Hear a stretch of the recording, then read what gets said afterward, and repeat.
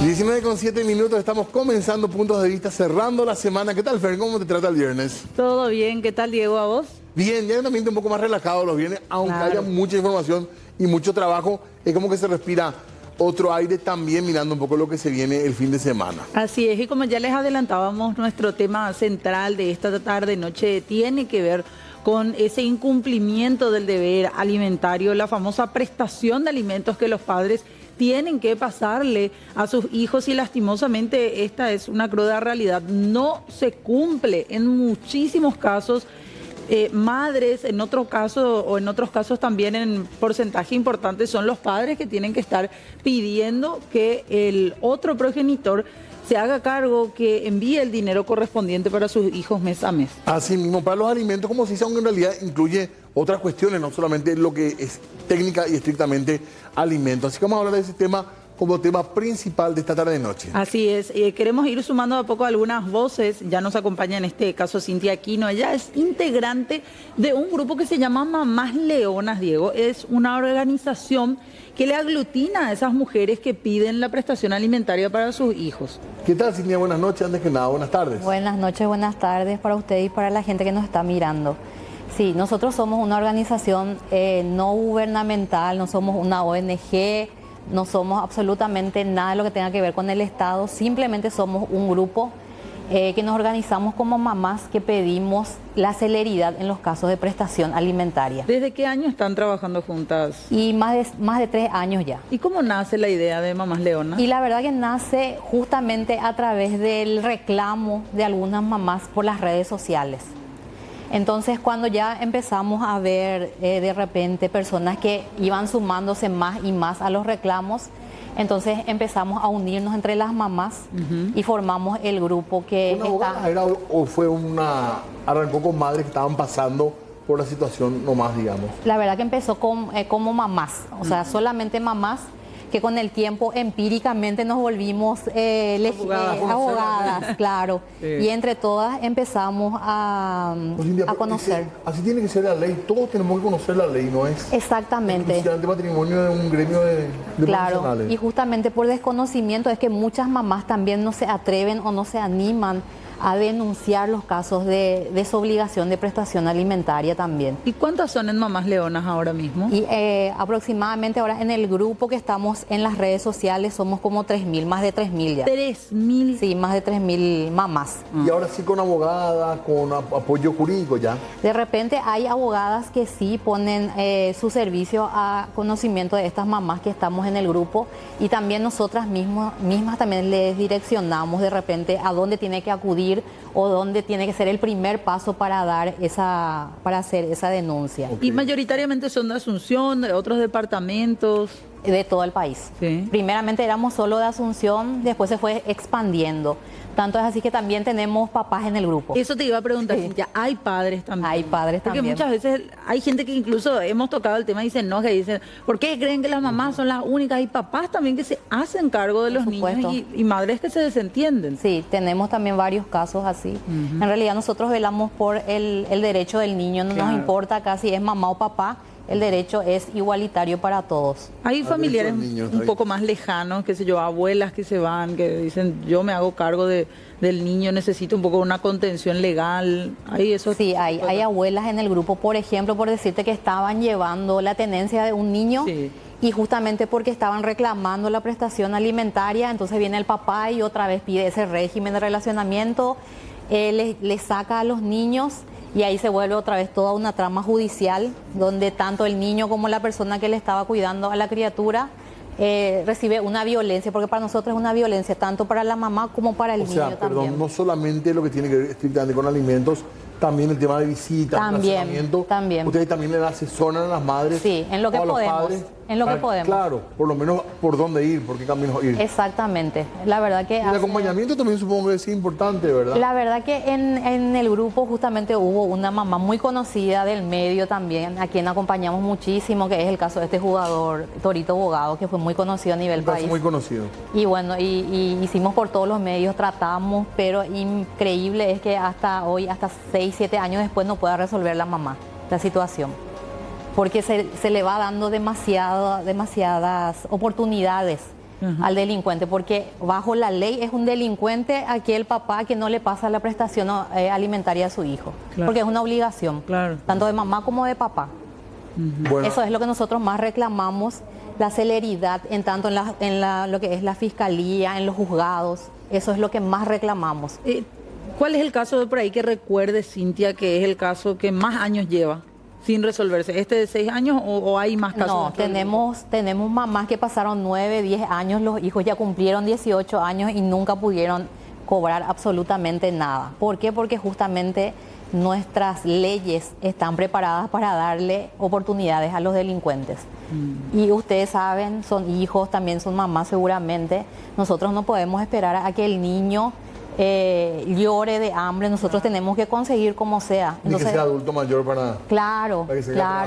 Entonces nosotros lo que tratamos también es de incentivarle y de educar también a los niños desde chicos también ya, porque no queremos caer en lo que hoy caemos, porque sabemos que venimos de una educación machista también, ¿verdad? Entonces nosotros desde ahora también siempre hablamos con la mamá y le decimos a nuestros hijos. Claro, que ya los chicos y claro, y los queremos implementarle ya, que tiene que ser una obligación. Y responsabilidad. Y responsabilidad, claro, así mismo. Así es, bueno, y queremos sumar más voces también aquí, aparte de la de Cintia, de este grupo que es Mamás Leonas. Saludar también a Elida Favole de la plataforma de datos abiertos del Ministerio Público. Elida, un gusto tenerte de vuelta por acá.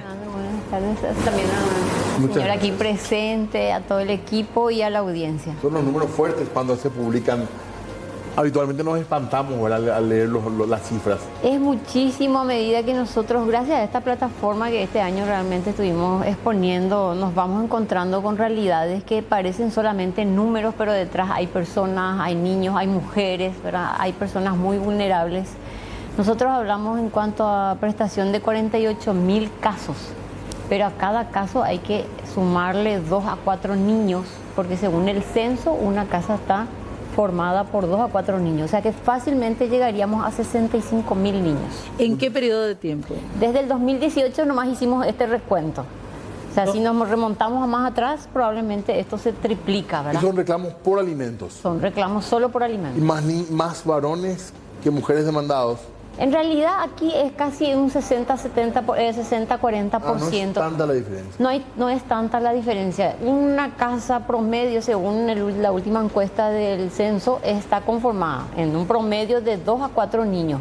Pero tengamos en cuenta que en algunos casos hay casos donde hay 5, 6, 8 hijos, ¿verdad?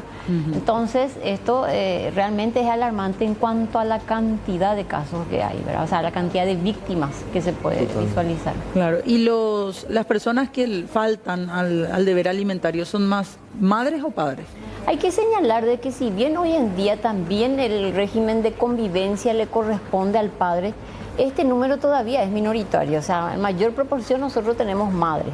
Es cierto, hay padres que hoy tienen ese régimen de convivencia, son convivientes, ¿verdad? Viven, quiere decir eso que viven 100% con el hijo. 100% exactamente. Sí. Lo que hoy podemos decir con el caso de las madres, ¿verdad? Sí. Hay casos, pero son números mucho menores, ¿verdad? Generalmente la tendencia la tiene la madre. Aquí tenemos una jueza de la niñez que ella después nos va a explicar solamente eso, pero en mayor proporción son mujeres, son tías, son abuelas, cabezas de hogar. Y el otro de mujer todavía la crianza. Sí, así mismo. Y nosotros hoy día pudimos visualizar haciendo un estudio más profundo de los tipos de padres morosos, ¿verdad? Está aquel que tiene algún tipo de dificultad para pagar, ya sea porque se ha quedado sin trabajo, lo que fuere. Eso no exime la responsabilidad, lo que se va buscando es alguna alternativa probablemente. Y después está aquel que sí tiene las condiciones y que no quiere pagar porque lo que hace es quiere castigarle a la madre. Entonces ahí cuando uno visualiza, porque es fácilmente visible de que tiene las condiciones, ya estamos hablando de una violencia económica también. Claro. Porque tiene las condiciones y como bien decía aquí la señora, esto es un derecho del niño, no es del padre, no es de la madre. Incluso que las empresas mienten en cuanto al salario del empleado para que no le pase un monto mayor a la madre. Conocimos casos así, es muy fuerte realmente. No se imaginan la diversidad de situaciones que se dan. Personas, hombres que tienen un poder adquisitivo y pasan sus empresas en nombre de otras personas solo para no pagar la prestación alimentaria. Sí, Qué así locura. mismo es. Más de 48.000 casos entonces, desde el 2018 Desde el 2018. hasta el 2023 o 2024. 2024, septiembre del 2024. Son denuncias que han llegado al Ministerio Público. Así mismo. Un promedio entonces de ¿cuántos Estamos por año? hablando de 7.000 a 8.000 casos por año.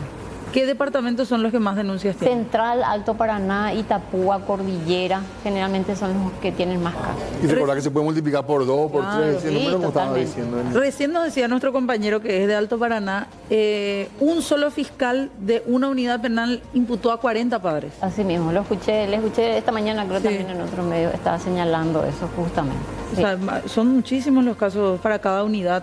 Y además del es Ministerio importante Público. hacer una acotación, ¿verdad? El sistema, en el caso del Ministerio Público, trata otra vez de ver algún tipo de mediación, porque ¿qué es lo que ocurre? ¿Verdad? Esta es una discusión que aquí solemos tener con la colega, con la doctora, ¿verdad? En el sentido de que el Ministerio Público, su función es sancionador. Lo que tiene que ver es si el hecho fue consumado como hecho punible el incumplimiento, y lo que tiene que hacer ya es ver la imputación y sí llevarlo a juicio oral. Pero nosotros también entendemos, especialmente aquellas oficinas técnicas, porque yo también estoy en la oficina técnica de género, de que eso no le compensa a la madre. La madre lo que quiere es percibir ese aporte para darle de comer a su hijo. Claro que sí. No en todos los casos le compensa el hecho de que vaya a la cárcel. Y hay que tener en cuenta que una vez que es juzgado, él puede ya no pagar esa prestación alimentaria. Claro. Entonces eso no le compensa. Entonces nosotros otra vez ahí buscamos algún tipo de mediación cuando nos damos cuenta que hay una voluntad por parte del padre. En aquellos casos que se ha llegado al centro de mediación fiscal, 80% de acuerdos tenemos acuerdos positivos. O por lo menos es alta la Es bueno. En cuanto a aquellos que realmente vos ves que tienen la voluntad. Y descomprime también el sistema judicial, que como estamos escuchando es bastante cargado en este tema. Así mismo. Y Queremos seguir hablando nada más de esto también y saludar aquí a la jueza de niñez y adolescencia, la doctora Pili Rodríguez, que es quien nos acompaña. ¿Cómo le va, jueza? Gracias por venir. No, muy buenas tardes. Encantada de compartir este espacio que pueda sumar también a la problemática que estamos viviendo. Doctora, ¿cuál es la ABC en cuanto al tema de prestación alimentaria? ¿Qué es lo más importante que hay que saber en esta cuestión para madre o para padre que tienen que reclamar eventualmente? Sí, sobre todo para iniciar un juicio de asistencia alimentaria, lo importante en primer lugar siempre es también ese vínculo. Se prueba en primer lugar el vínculo que, conforme dice la ley, debe ser por un instrumento público, que en este caso el certificado de nacimiento del niño, donde consta que tiene ese vínculo de obligación con el padre a reclamar o la madre eventualmente. Si el ¿verdad? papá no le reconoció o uno de los padres no le reconoció al niño, ¿qué pasa en ese caso? Y contra la persona a quien se quiere reclamar, evidentemente, necesariamente iniciar un juicio de reconocimiento de filiación, ¿verdad?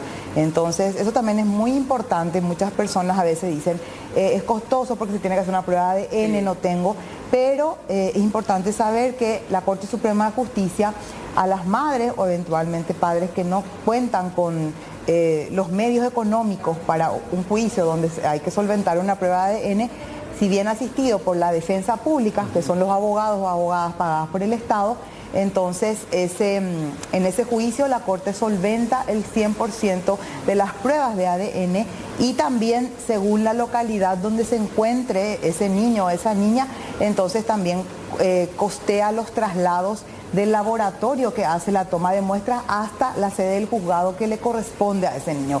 Tuvimos ejemplos en el Chaco Paraguayo, en Encarnación. Es muy frecuente, nomás, en el sentido de la pregunta de Fernanda, que primero haya que hacer la afiliación. Sí, es muy frecuente. Entonces ahí estamos viendo una falencia en el ejercicio de la paternidad responsable desde el origen mismo. Y ahí es donde va un poco de la mano que yo comprendo plenamente el reclamo muchas veces de las madres organizadas o de otras personas cuando se habla de esa sensación que para esa justicia efectiva hayan tenido que pasar desde el reconocimiento de filiación, el proceso de asistencia alimentaria y cuando la sentencia evidentemente no es cumplida al llegar hasta la última instancia que es el fuero penal. Pero primero eso, demostrar el vínculo, que el padre es fulano, y el siguiente paso, ¿cuál es? Y el siguiente paso es aportar de buenas a primeras todos los medios de prueba en relación al caudal del alimentante y las necesidades del niño. O sea, tratar de todo el bagaje que se tenga probatorio, y la ley también dice todo medio de prueba, no se limita a un solo tipo, por ejemplo, no solamente una testifical, no solamente un documento, sino todos los medios de prueba son válidos para aportar esos datos. Una foto del auto, por ejemplo. Y también, y contrastar, ahí por ejemplo pedimos informe a los registros públicos y ahí contrastamos el tema de la titularidad, etcétera. O sea, yo como papá o mamá que estoy pidiendo que el otro padre me pase la prestación de mi hijo, tengo que arrimar todas esas pruebas o por lo menos decirte, mira... En algún lado está, a lo mejor no está a mi alcance, claro, pero de tal empresa hay un informe, entonces se piden esos informes. Okay. ¿Y la carga de la prueba es para el acusado en este caso?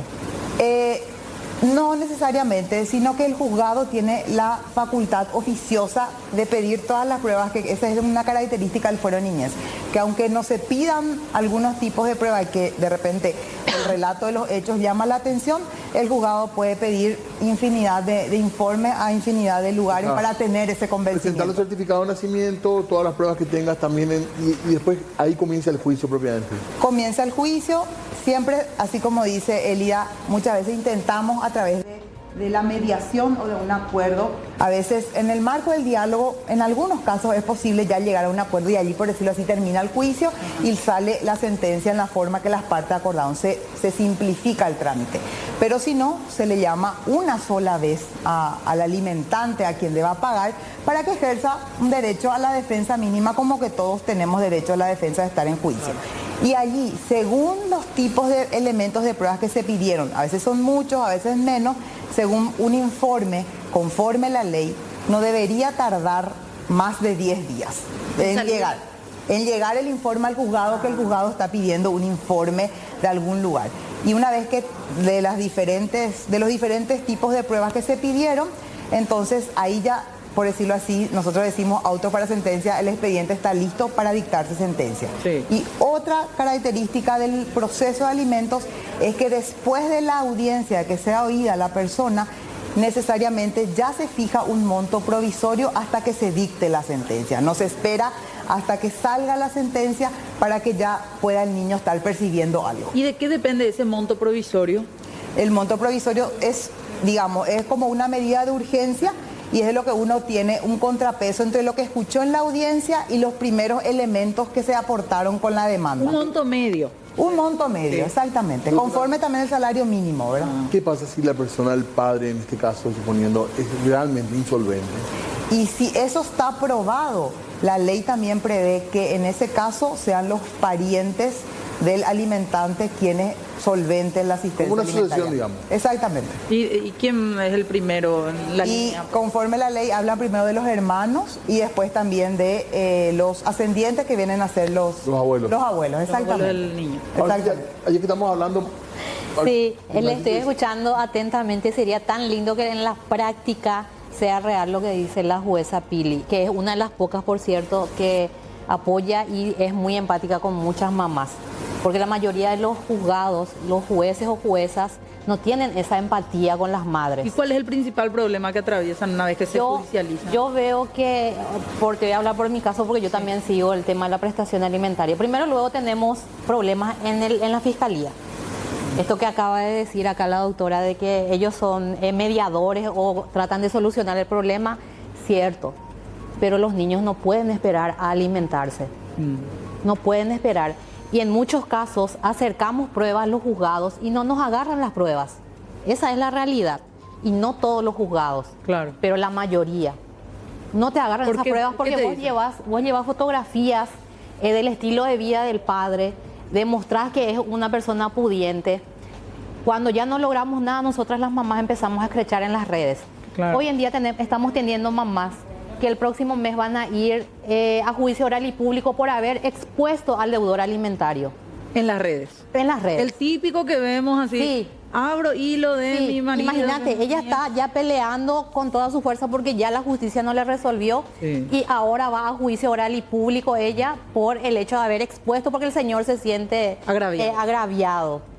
Una revictimización enorme. Claro, es una revictimización. No solamente para ella, para el niño también. Sí, y es también un golpe tanto para la mamá como para todo el entorno que está alrededor del niño. Es muy lindo todo, la estadística a nosotros no nos gusta, obviamente que estemos demasiado sobrepasados, pero es una realidad. Pero a la vez también es como bien por mal, porque las mamás se están despertando también. Pero ahora, en cuanto a los números nomás, Sí. realmente debe hacer falta muchísimo más juzgado en el caso del niño, Sí. ¿verdad? Porque uno está escuchando, Sí. lo mismo para la fiscalía. Y mi pregunta es, ¿hace falta tener un abogado para comenzar? ¿O uno puede, como decía la doctora, con un defensor? Y mira, yo en todas las instancias ya llegué, de la mediación, de todas las formas ya le dieron al papá, por ejemplo, de mi hijo, todas las formas de pago. No hubo caso, entonces yo tuve que recurrir, endeudarme otra vez y tener un abogado privado. Porque el defensor tampoco da abasto. Porque no da abasto o porque simplemente te dicen no, lleguen a un acuerdo, llegas al acuerdo, pero no pagas. No cumple, entonces ya no queda de otra. Que vos decís de repente que la única solución es y que te va a dar un alivio al corazón es de que ese papá vaya preso. Vos decís, sí, pero se va preso, no te va a servir para nada. No te va a pasar plata. Pero por lo menos vas a tener esa, ¿cómo te voy a decir? Un alivio al corazón de que nosotras las mamás sí podemos, teniendo no trabajo, darle de comer a esa criatura. Y ellos teniendo por lo menos, no sé, que vendan empanada, algo tienen que hacer. Claro. Y siempre pedimos también a los legisladores que creen leyes más severas también para ellos, porque les dan demasiadas oportunidades. Esa es la realidad. Pero no se le da acaso muchas oportunidades en pos del niño, en pos de querer que paguen, facilidades, opciones para que paguen, sí, paguen. Pero pasa el tiempo y no hacen tampoco. Y no pasa nada. Y los niños van creciendo, van teniendo muchos más gastos de repente. ¿Y ese padre que está privado de su libertad deja de aportar? La ley de ejecución ahora prevé, y justamente estuve viendo que el ministro de Justicia anunció que va a existir un programa especial para las personas privadas de libertad y sobre todo aquellas que están privadas de libertad por el incumplimiento del deber legal alimentario, que ingresen a un programa del Ministerio de Justicia privados de libertad y que lo que produzcan de ese programa se bancarice y el resultado, o sea, lo obtenido directamente ya vaya a la cuenta del niño. Es una de las propuestas que también hace tiempo le venimos haciendo al Ministerio de Justicia para que ese tiempo no sea ocioso y esa producción mínima, aunque sea, redunde todavía más en el beneficio del niño de alguna forma. ¿Y eso se tiene que hacer, perdón, doctora, tienen que presentar una iniciativa en el Congreso del Ministerio de Justicia? ¿O? La ley ya prevé eso, la ley de ejecución. Falta, obviamente, la creación del programa y lo que estaba hablando el Ministro de Justicia es la bancarización de esos planes, que cada persona privada de libertad tenga una cuenta especial. Entonces, no se percibe directamente el dinero, sino se hace una cuestión más transparente y más organizada. Para que no haya luego esa posibilidad de no pagar. Ahí sería trabajar directamente con los juzgados de niñez, que se vinculen las cuentas de alimentos, ¿verdad?, con esa persona determinada en ese programa. Entonces, directamente lo percibido ya a la cuenta de alimentos que está, por decirlo así, a manos de la madre que está cuidando al niño. Tenemos muchas preguntas todavía, pero tenemos que hacer una pausa, ¿verdad? Está muy interesante el tema y ojalá que a la gente le sirva también para conocer un poco más de sus derechos y dónde reclamar. De por ahí hay gente que sabe que no sabe a dónde acudir ahora, que está viendo esto, así que esperamos serle de ayuda también. Pausa breve, ya volvemos.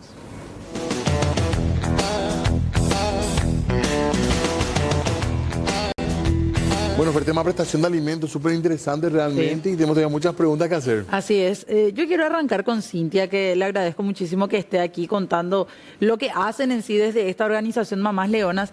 Cintia, vos nos contabas tu caso.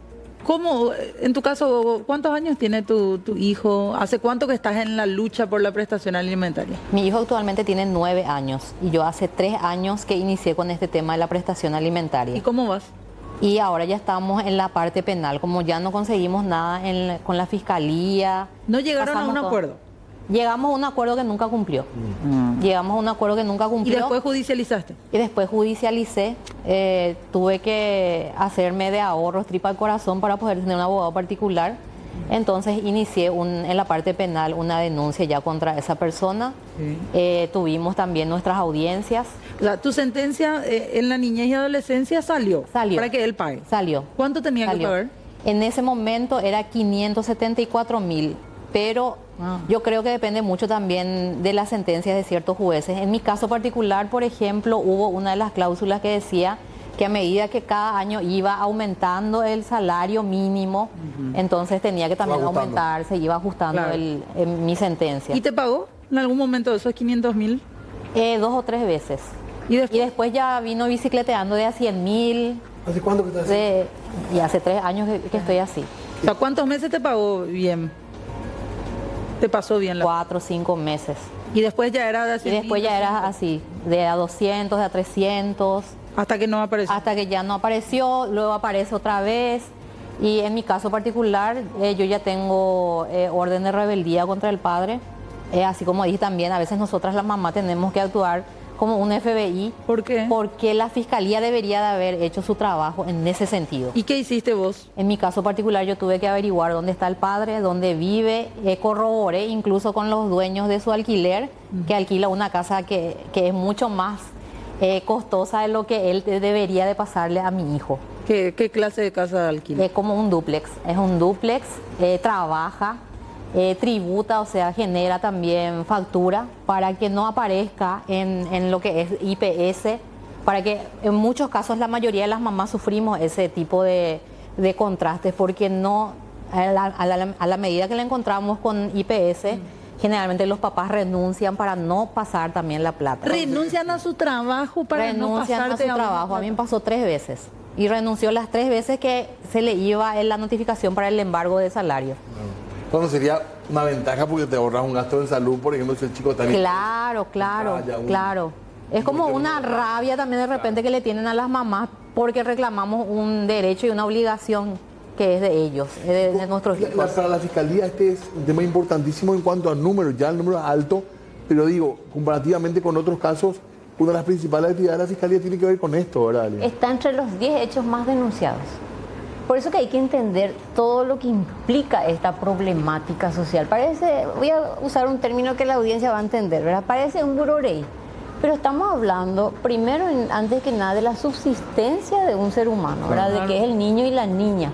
Imagínate aquí, no quiero que se ofenda a la compañera, ¿verdad? Pero está hablando de 500.000 guaraníes. O sea, eso implica un 100.000 guaraníes por semana con el cual ella tiene que darle de comer, tiene que darle su vestimenta, salud, educación, escuela, con 100.000 guaraníes semanal.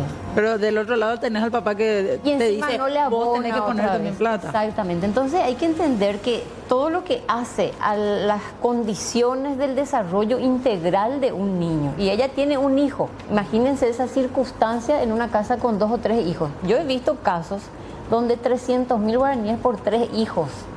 100.000 por hijo. Es terrible, ¿verdad? O sea, estamos hablando realmente de una cuestión cultural que hay que abordarlo como política pública también, claro, ¿verdad? Elina, yo sé que vos no sos agente fiscal, sos del área de datos abiertos, estás en la parte de comunicación también, pero ¿cuál es el problema? ¿Por qué cuesta tanto hacer el seguimiento? Así como dice, ¿por qué la mamá otra vez tiene que hacer de FBI, publicar su caso en redes sociales, exponerse a ella y exponerle a su hijo también detrás en todo ese proceso? Hasta querellas ahora. Claro, hasta querellas. ¿Por qué cuesta tanto que el Ministerio Público haga ese trabajo? Mira, hay múltiples factores. De todas formas, ninguna de las explicaciones que yo les pueda dar a las madres les va a servir, claro, ¿verdad? Pero sí hay múltiples factores en el sentido de que realmente hoy en día el Ministerio Público ya no da abasto, ¿verdad? En el caso del incumplimiento, nosotros otra vez tratamos de ver la mirada desde las madres. Nosotros tuvimos hace poco una condena. Fue una condena bastante elevada, pero ¿qué dijo la mamá? Pero al final no me pagó, te dice. Entonces, ¿qué es lo que pasa? El fiscal en realidad lo único que tiene que ver es imputarle, tratar de llevarle a juicio oral y que se vaya preso. Sí. No le compensa a la mamá. El famoso ondaje componé. No, es que realmente ella lo que necesita es el dinero.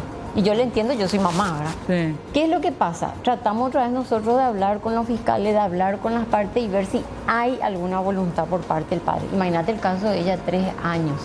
Si esto fuera la inversa, una madre, y acá hay una jueza para que también aclare, si una madre no le cuida a un hijo, ¿verdad? No le da de comer, ponele que no le dé de comer una semana nomás. Sí. Ella se pone incluso a más de 5 años de cárcel por maltrato.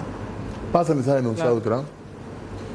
Y en el Ministerio Público tendrán sus cifras, pero lo que compete a los juzgados de niñez es establecer el monto que corresponde cuando ya queda a decisión del juzgado, analizando todas las pruebas, qué monto corresponde y también las herramientas que se tienen post sentencia para que esa sentencia se cumpla, que puede ser exigir el cobro compulsivo a través de embargos de bienes del deudor o embargo de salario, o también como una herramienta que tiene el Poder Judicial, que es el registro de deudor alimentario moroso. Creo que las se pueden responder.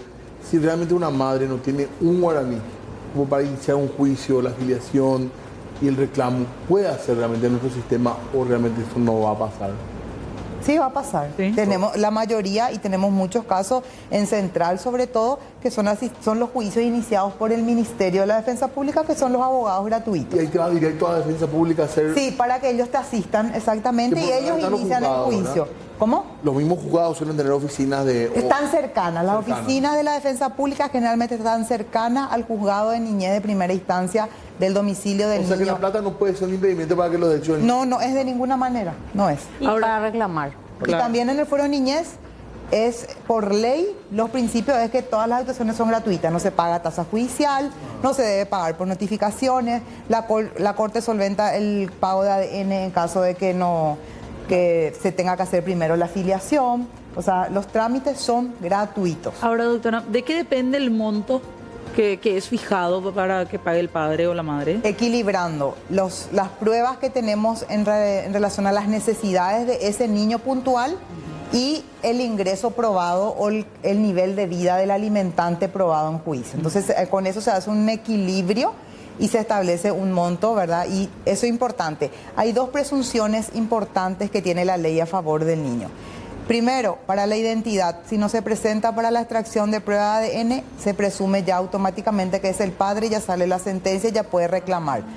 Dos, de que en caso que no haya ningún elemento de prueba material, se presume que al menos cualquier persona percibe el salario mínimo. Entonces ese es el salario esa es la cantidad que se tiene como piso, por decirlo así, para el ingreso del alimentante para jugar en juicio. ¿Cuánto es el porcentaje del salario de una persona que puede ser tenida en cuenta para que se le pase al...? Eso no existe, no existe, sino depende, puede haber un niño que tenga algunas necesidades de salud, o sea, por eso no hay una base.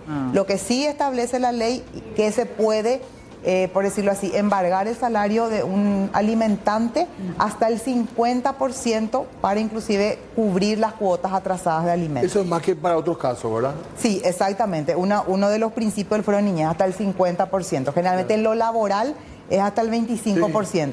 En niñez hasta el 50%. ¿Esto puede apelar el padre? Por supuesto, tiene los recursos, pero estudia también en segundo grado en el Fuero de Niñez para establecer otra vez, se vuelve a estudiar ese monto, si se ratifica o no. ¿Y qué pasa en ese tiempo en el que...? Sigue pagando. Otro efecto del Fuero de Niñez, que las sentencias se cumplen independientemente de que haya sido, o sea, se llama sin efecto suspensivo. Se viene cumpliendo igual aunque se esté estudiando la revisión. O sea, yo papá, qué sé yo, me condenaron a que le tengo que pasar a Cintia 500.000, pero ¿Apelaste? Yo apelo. Igual ya tengo que seguís seguir pagando ya el 500.000.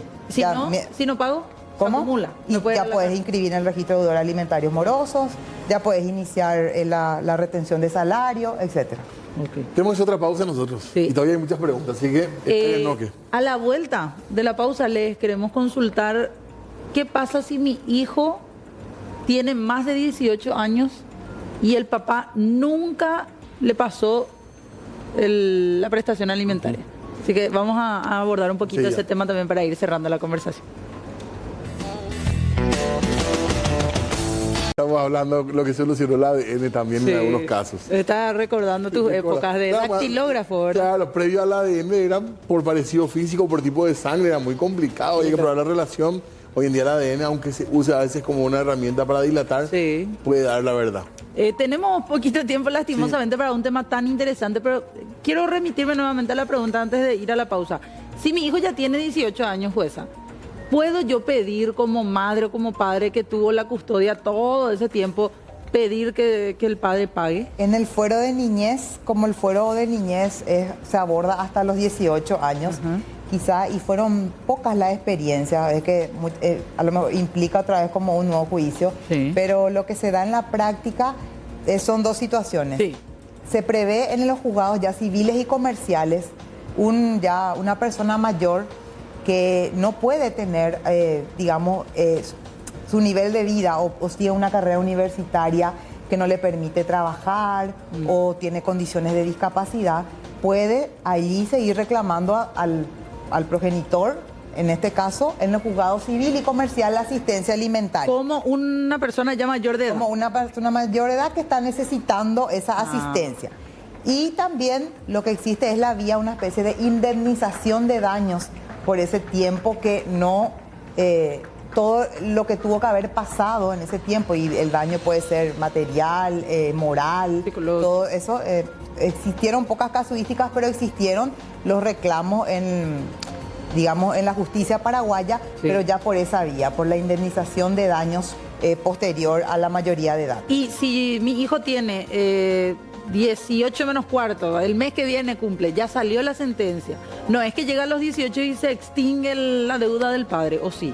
Se extingue en adelante, claro, pero tuvo que haber pagado hasta el mes último cuando cumplió 18 años. Sí, la sentencia ya estaba de antes. Exactamente. No, o sea, si tenemos casos donde no se da la sentencia, pero empezó siendo todavía adolescente, todavía no cumplió. Okay. Entonces las sentencias salen de que tiene que abonar tantos montos, inclusive ya le calculamos si se vio que era una especie de, por ejemplo, 1 millón mensual correspondía, cuánto se ve en forma retroactiva hasta ese mes en que cumplió 18 años, entonces se generó, por decirlo así, un monto de tantos millones de guaraníes, exactamente. Cintia, brevemente nomás, ¿dónde se contacta con ustedes para la gente que por ahí tiene interés en acercarse al grupo de ustedes? Sí, en Facebook estamos como Mamás Leonas, en Twitter estamos Somos Leonas Paraguay y en Instagram también Somos Leonas. Ok, sí. Bueno. ¿Y tienen algún número de teléfono o no recordás? No, nosotros siempre le pedimos a las mamás que nos cuenten vía redes el inconveniente que está teniendo, de repente no sabe dónde acudir, como les había dicho, entonces nosotras le direccionamos y van haciendo también las gestiones. Es una ayuda solidaria, ¿verdad? Es como una ayuda solidaria. No le pagan nada a ustedes. No, absolutamente nada. Nada. Ok. Claro. Bueno, les agradecemos, Elida, muchísimas gracias por venir. Muy interesante. Gracias también a la doctora, un gustazo tenerla aquí, y también gracias, Cintia, por tu testimonio. A ustedes por el espacio.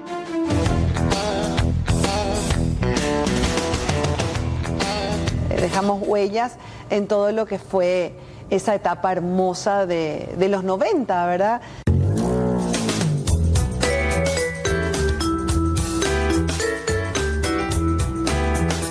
Los niños se sentían más identificados con el Tiger. Me gusta mucho poder comunicar, me gusta este nuevo rol de ser coach, de poder acompañar a las personas, sobre todo a las mujeres, que los sueños no quedaron atrás, que los sueños están para ser cumplidos hoy. Si vos no pones límites, te pasan por encima. Yo en este momento estoy soltera, los hombres no se me acercan. Me tienen miedo. Si hay algún día que estoy media pirebaí, estás pirebaí hoy, así que permitite estar pirebaí.